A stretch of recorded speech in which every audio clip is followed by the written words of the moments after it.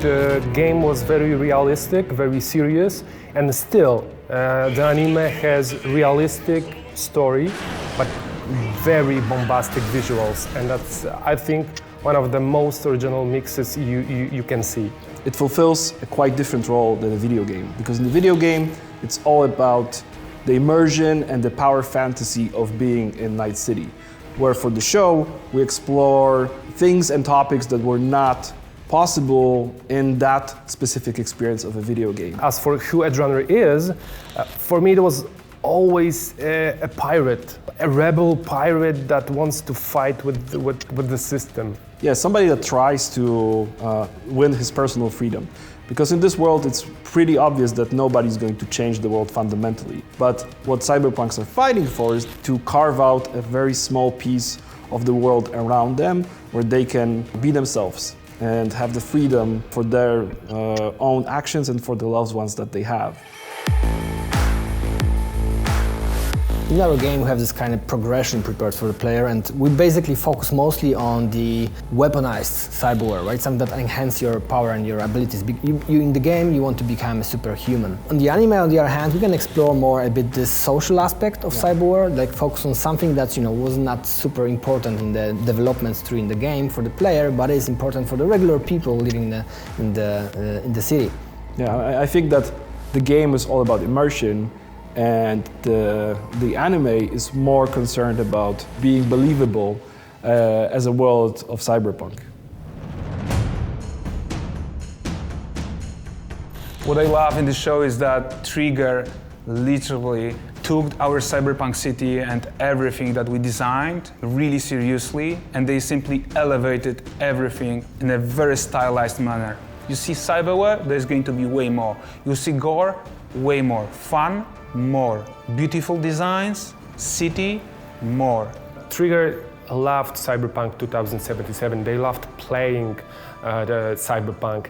I remember the moment that they came to us and said, "We love Hollow Fish." And you will see it in the anime. They look exactly like the one we have in the game. And it was super cool that Trigger was falling in love with some elements of the game. Literally, every single frame is a painting. Chase scene, moon scene, activation of Sandevistan, the gore scenes, like each moment is important and each moment is made out of hundreds of frames of paintings, actually, yeah? The tones are similar, but there are much more colors, much more flair, much more everything. So it's a game elevated to something amazing. Every single painting has some experience that you'll be able to discover and enjoy. And that makes me watch more, yeah? I'd like to experience this journey.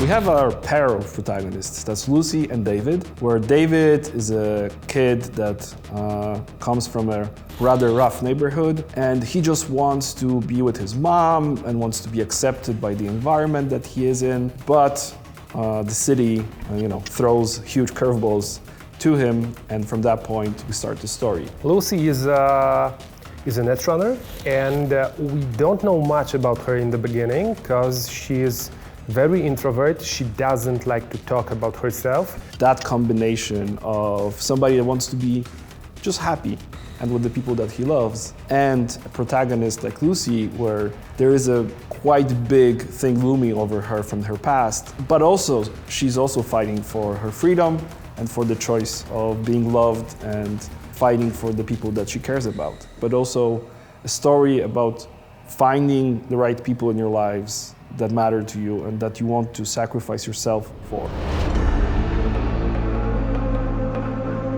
The body modification, or the cyberware, how we call it, is the absolute fundament of cyberpunk. It's the reason of all things in cyberpunk world, right? In this world, everybody has cyberware, and the cyberware was supposed to be the biggest achievement of mankind, while it became its biggest curse, basically, right? So this technology has bring the society into this endless spiral of abuse and violence. And I think what's interesting to explore both in the game but also in the anime is that this really gives you the opportunity to showcase how real people live in this world, with the added benefit of What happens if you have to actually chop your arm off to be able to work in a factory because that's necessary for you to do that? And what does it cost you on the human level, but also how does it change your stance within the society? And what we explore in Cyberpunk Edgerunners in that specific sense is that David attains a very cool cyberware at the start of the series, but it's a shortcut. And in the city where always the bill is due, how does it actually happen? And we want to kind of tag along for the ride to see how far can David push before something inevitable happens.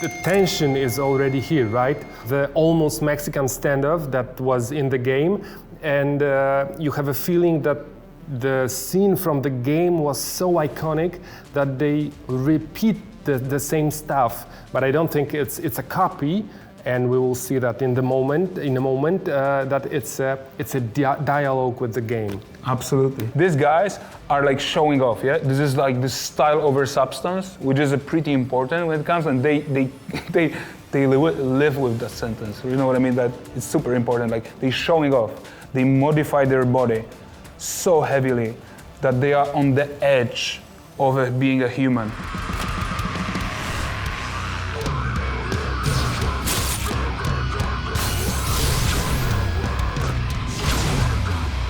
One of the most important cyber in the whole anime, Sandevistan.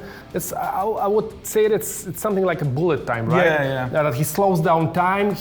Maybe not he slows down time, but he's faster than them, right? than everybody. So they don't even see what he's doing, and that's why he saves Becca. Exactly, it's their shot, yeah? Like this, the spine shot. Yeah. Here, it injects this adrenaline shot.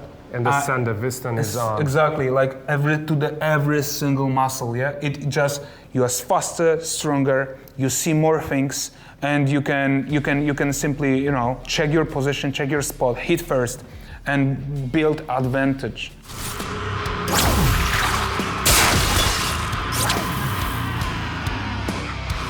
That's one of the best scenes. I love it so much that Lucy comes with the nanowire and cuts off Maelstrom's arms and hands, and that's crazy, and that's super stylish, and that's gory, and I love it. I could watch it forever. And when she's literally chopping his hands, like, you know, like a salami, man, this is exactly the fantasia I wanted to achieve with nanoblades in the game, right?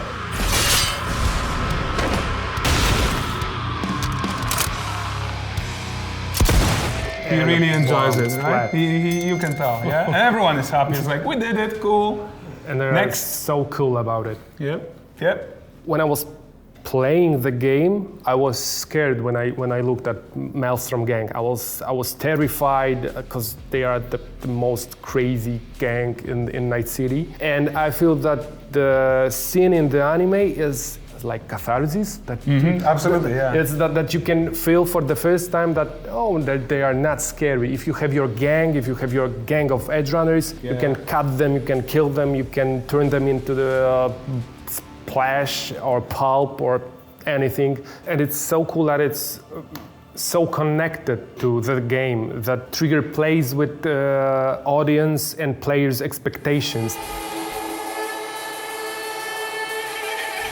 CD プロジェクトレッドの皆さん、サイバーパンクエッジランナーズの紹介を、世界にしてくださりありがとうございます。スタジオトリガーの社長の大塚です。サイバーパンクエッジランナーズの監督の今石です。エッジランナーズのキャラクターデザインをした吉成亮です。サイバーパンクエッジランナーズが、Netflix で9月からリリースされます。